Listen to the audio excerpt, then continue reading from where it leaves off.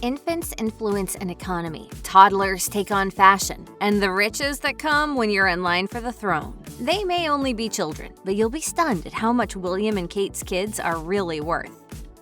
Prince George's net worth is calculated by his value to the British economy, since he's too young to have an income or own land. In October 2022, Reader's Digest reported that George's value to the economy is estimated to be over $3 billion. His value has to do with his influence on consumer interest, and this centers around the clothing he wears, as parents try to mimic the style of Prince William and Princess Catherine's firstborn child. When his parents stepped out with him at the Lindo wing of St. Mary's Hospital in London, where he was born, the woolen blanket he was wrapped in sold out. There's also considerable influence over the toys and games he's seen playing with, based on the logic that if it's good enough for a prince, it's good enough for other kids. Princess Charlotte is worth more than both of her brothers, sitting at an eye-watering $5 billion, according to Reader's Digest. Gender plays a big role in the varying net worths of the Wales children, and it generally favors women because girls hold more sway over fashion than boys do. Especially for the women, they know that the majority of the coverage that comes out of any event they do is going to be about the clothes they wear. If a princess is seen wearing a particular item, then that's going to rev up consumer interest. What makes the Charlotte effect even more powerful is that the little princess is often spotted wearing accessible brands, as opposed to couture. As Vogue notes, Charlotte is often seen wearing Amaya Kids or Doña Carmen. And since these brands aren't prohibitively expensive, more parents are able to purchase the same looks for their daughters. The youngest of the Wales brood, little Prince Louis also has a powerful pull on the British economy. Interestingly, Louis's birth occurred so close to Prince Harry and Meghan Markle's wedding that the economic impact of the royal family was extra potent. Despite this twin effect, it was estimated that Louis's birth alone brought £50 million, or around $63 million in revenue to the British economy. Despite coming into the world around the same time as his uncle's wedding, Louis has carved out an impressive sway on his own. And Reader's Digest reports that he has a net worth that's estimated to be somewhere between $70 million and $125 million. The net worths of the Wales children are expected to do nothing but grow, and their enriching impact on the British economy will continue to make it a symbiotic relationship between the royal family and the United Kingdom. Part of the power that Prince George, Princess Charlotte, and Prince Louis hold is that they're the only youngsters from the royal family who are in the spotlight. Since Prince Harry and Meghan Markle brought their two children to the United States, the Wales kids are the focal point. Their value to the UK economy will expand as they age, especially for Charlotte, since she's following in her mom's footsteps as a fashion icon. The Kate effect grew from the unquestionable influence she has on the way we dress.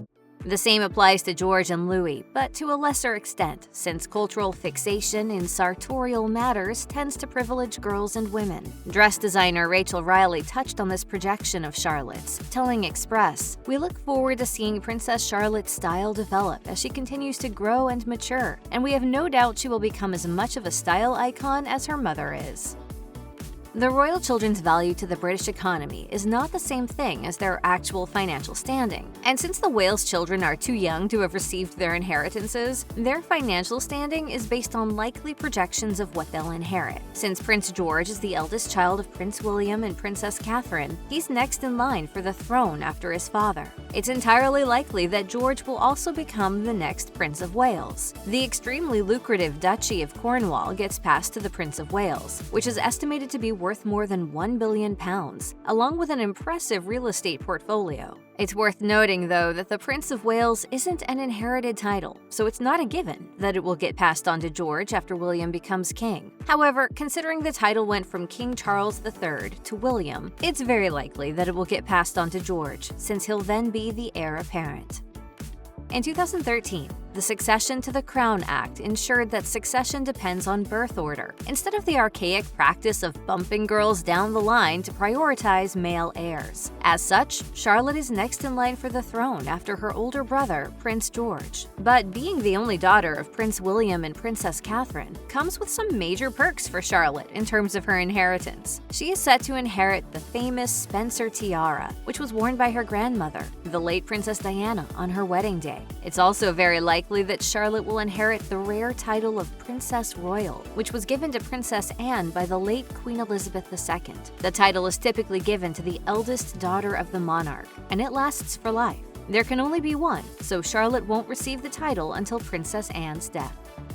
As for little Prince Louis, what he inherits will be determined largely by his father, Prince William, when he becomes king. Royal tradition stipulates that children receive another title upon marriage. For example, William became the Duke of Cambridge when he married Catherine, Princess of Wales. Prince Harry became the Duke of Sussex when he married Meghan Markle. So Louis and George will likely become dukes along the way, in addition to being princes. The problem is that the title sticks for life, so William will have the Cambridge dukedom until he dies. This means that there's limited availability as new royal heirs grow up. For Louis, this means that it's likely he'll receive the title of Duke of York when he comes of age, which is affiliated with the now disgraced Prince Andrew. Traditionally, that title has gone to the second oldest son of the monarch, but Louis will be well taken care of, no matter what later titles he receives.